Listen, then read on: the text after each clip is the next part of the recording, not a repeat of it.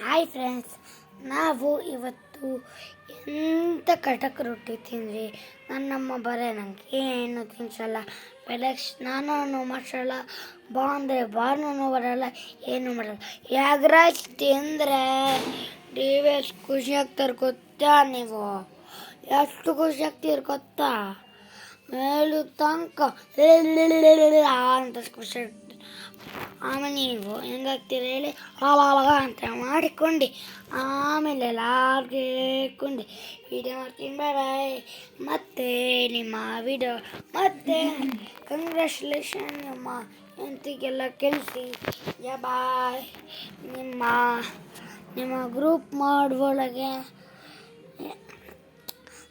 ದೇವರು ಒಳಗೆ ನಾನು ಇದೀನಲ್ಲ, ನಾನು ನಮಸ್ಕಾರ.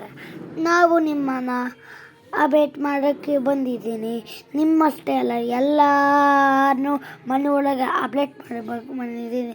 ಮತ್ತಾನೂ ಅಲ್ಲ, ಮತ್ತೆ ನಿಮ್ಮ ಅಭಿಮಾನಗಳು ಎಲ್ಲರೂ, ನಿಮ್ಮ ಫ್ಯಾಮಿಲಿಗಳು ಎಲ್ಲರೂ ಯಾವುದೇ ಫೋಟೋ ಇಂಥದ್ದು ಫೋಟೋ ಕಳಿಸಿದ್ರೆ ನೋಡು, ಇಂಥದ್ದು ಫೋಟೋ ಕಳಿಸಿದ್ರೆ ನಿಮಗೆ ಎಲ್ಲ ವರ್ಕ್ ಮಾಡೋಕ್ಕೆ ಬರುತ್ತೆ, ಇದು ಮಾಡೋಕ್ಕೆ ಬರುತ್ತೆ. ಏನು ಹೇಳಿ, ವರ್ಕ್ ಮಾಡೋಕ್ಕೆ ಬರುತ್ತೆ, ಫೀಸ್ ಕೊಡೋಕ್ಕೆ ಬರುತ್ತೆ, ಆಮೇಲೆ ದುಡ್ಡು ಮಾಡೋಕ್ಕೆ ಬರುತ್ತೆ, ಆಮೇಲೆ ನಿಮ್ಮದು ಶೀಟು ಬರುತ್ತೆ ಬ್ಯಾಂಕಿಂದ, ಎಲ್ಲನೂ ಮಾಡ್ಬೋದು.